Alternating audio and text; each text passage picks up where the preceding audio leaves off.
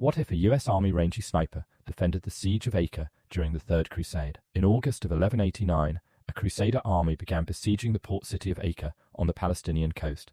It should have been a straightforward siege. It became something that has almost no parallel in military history, an army besieging a city, while simultaneously being besieged itself by a second army attacking from behind. For 2 years, the Crusaders sat between the walls of Acre and Saladin's army on the hills above, fighting on 2 fronts simultaneously, running out of food, running out of men, running out of everything except the specific stubbornness of people who had travelled thousands of miles and decided that dying was preferable to leaving. Acre's Muslim garrison inside the walls held, Saladin's army outside held, the Crusaders between them held. For 2 years, nobody moved. Then Richard the Lionheart arrived with the English fleet, shattered both sieges simultaneously, and took the city in 5 weeks. But what if, on the night the first Crusader siege lines were established, in August of 1189, a US Army Ranger sniper had been positioned between those 2 armies, facing both directions at once, with 200 rounds, and no way home? The geometry of Acre, in 1189, was unlike anything else in the medieval world, and unlike anything else in this entire series. The city of Acre sat on a peninsula jutting into the Mediterranean, 3 sides protected by water,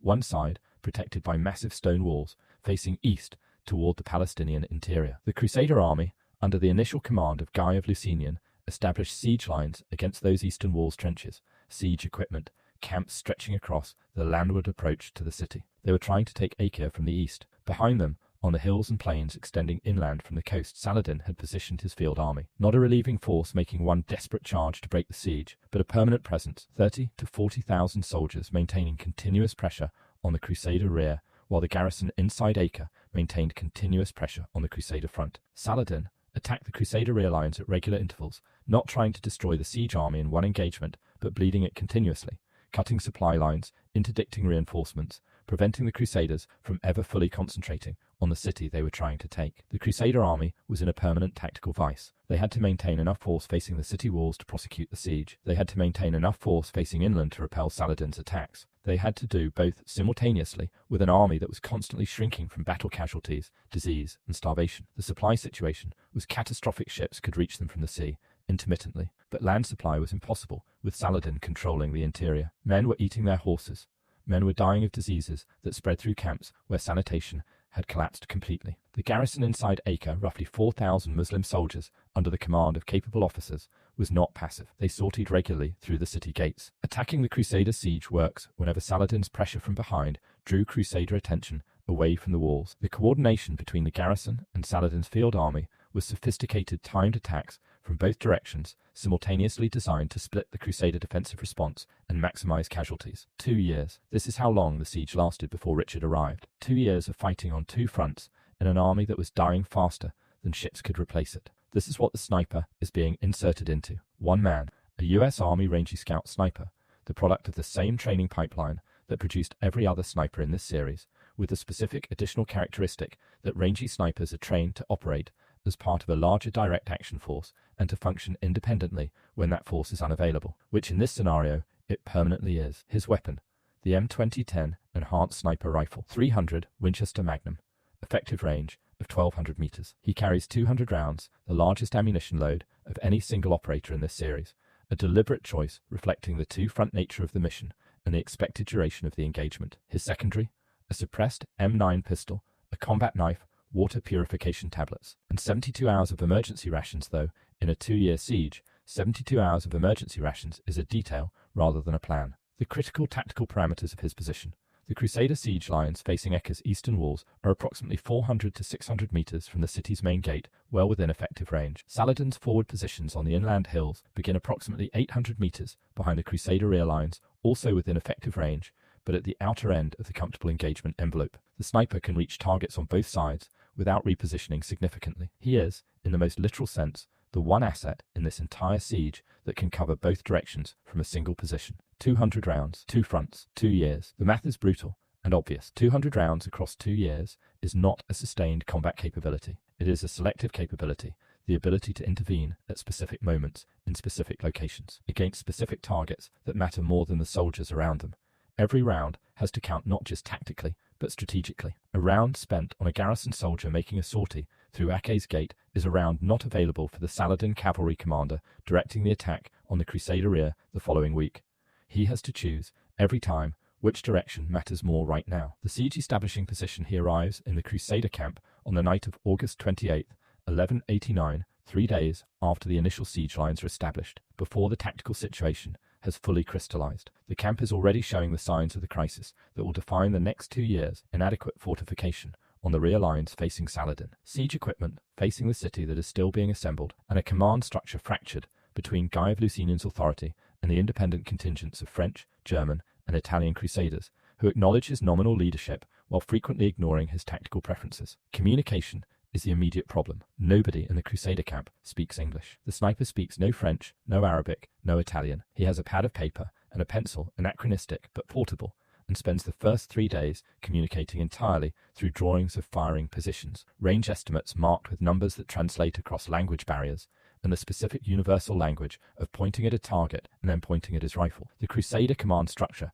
after 2 days of confusion about what exactly this man is and where he came from, makes the pragmatic decision that commanders in medieval sieges make about useful assets that arrive without explanation. They point him at the problem and ask questions later. He is given a position on the highest remaining section of the Crusader siege, works a timber observation tower approximately 8 meters high, positioned at the center of the Crusader line, where it provides sight lines both toward Acre's eastern gate and back toward the inland hills where Saladin's forward positions are visible on the ridgeline. The first month the pattern of the siege establishes itself within weeks, and the sniper adapts his fire priorities accordingly. The garrison inside Acre sorted on average every 3 to 4 days, usually at night, usually targeting specific sections of the Crusader siege works, usually timed to coincide with pressure from Saladin's forces on the rear. The coordination between garrison and field army is the siege's most dangerous characteristic, the simultaneous two-direction attack that forces the Crusader command to split its response. The sniper's first priority becomes disrupting that coordination, not by killing individual garrison soldiers during sorties,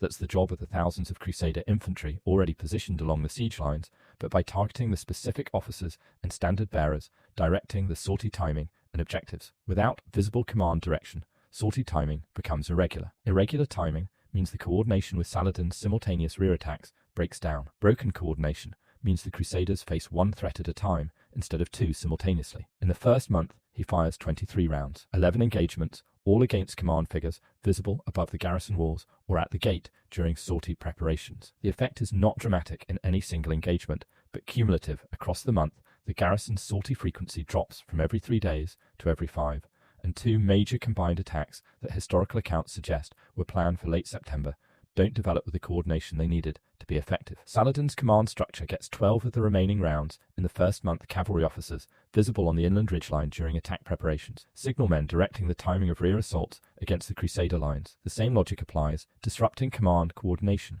is worth more per round than killing individual soldiers. He has 165 rounds left at the end of September 1189. He has been in the siege for 1 month. He has 23 months remaining before Richard arrives. The long winter, the winter of 1189 to 1190, is when the siege nearly collapses. Disease tears through the Crusader camp: dysentery, scurvy, typhoid, killing more men than Saladin's attacks.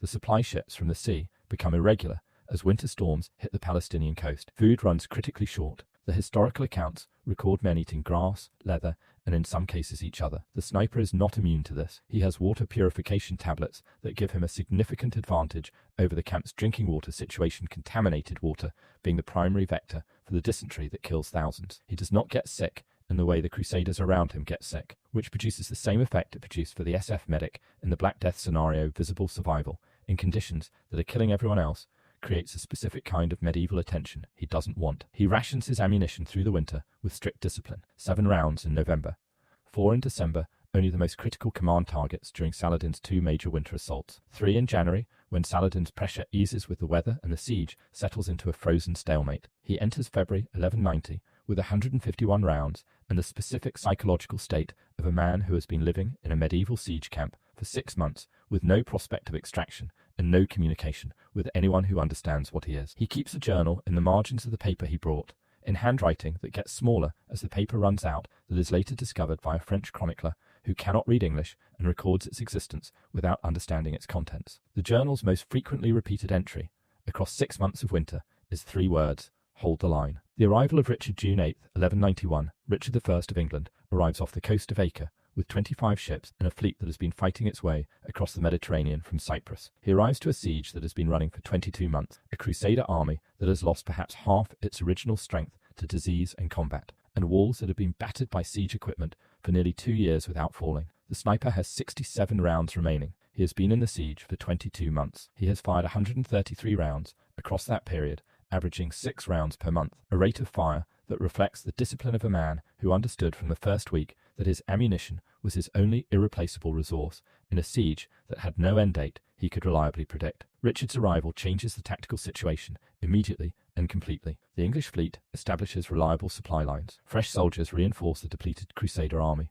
Richard himself, one of the most capable military commanders of the medieval period, takes personal command of operations and immediately begins the systematic assault that will take Acre in 5 weeks. The sniper's final significant engagement comes on June 11th, 1191, 3 days after Richard's arrival, during the last major combined attack Saladin attempts against the Crusader rear, while simultaneously directing the garrison to sortie in force against the siege works. The coordinated two-direction assault that has defined the siege for 22 months, executed one final time with everything Saladin has left. The rear attack's senior cavalry commander, a figure the sniper is identified through 22 months of observation as the primary coordinator of Saladin's assault timing, appears on the ridgeline at 800 meters, directing the final attack formation. 1 round. The coordination of the rear assault breaks in the first 10 minutes of the engagement. The garrison sortie, losing the synchronized timing it needed from the inland attack, commits too early and is repulsed by Crusader defenders who aren't simultaneously managing a rear crisis. It is the last tactically significant shot of the siege. Acre falls to Richard on July 12,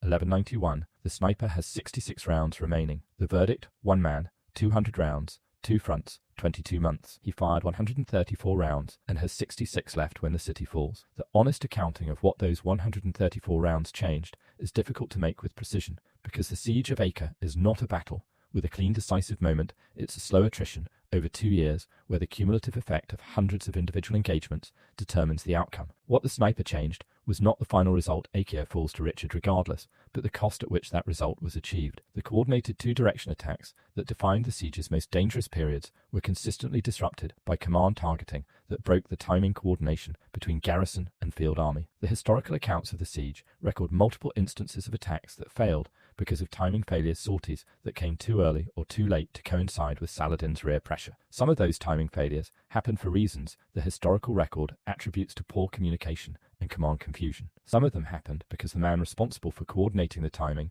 was dead before the attack began. The suppressor mattered more in this scenario than in any other entry in this series. In a siege lasting 22 months, a sniper who reveals his position with every shot is a sniper who is hunted, found, and neutralized within weeks. The sniper at Acre fired 134 shots across 22 months from a position that was never precisely located by either the garrison or Saladin's forces, because suppressed fire in a medieval siege camp, surrounded by the constant noise of siege operations, artillery, and combat, is effectively invisible as a distinct threat. Saladin knew something was wrong with his command coordination. His military chronicles from the period record repeated instances of attack failures attributed to what his officers described as an evil eye. On the battlefield, a phrase that in the Islamic military tradition of the period was the closest conceptual approximation to a sniper working at range with invisible fire. He redirected significant intelligence resources toward identifying the source of his command casualties. He never found it. 134 rounds across 22 months, 1 man between 2 armies in the most complex siege geometry of the crusading period, and the city fell exactly when history recorded 5 weeks after Richard arrived, with fewer Crusader graves in the sand outside the walls than there would have been otherwise. What if the sniper had prioritized Saladin himself as the primary target instead of the tactical command layer? What if he had arrived with 2,000 rounds instead of 200? Drop it in the comments. I read every single one. That's your 2 AM what if. 1 ranger, 200 rounds, 2 enemies, 2 years, and the most important decision he made every single day was which direction to point the rifle. Subscribe for a new scenario every week.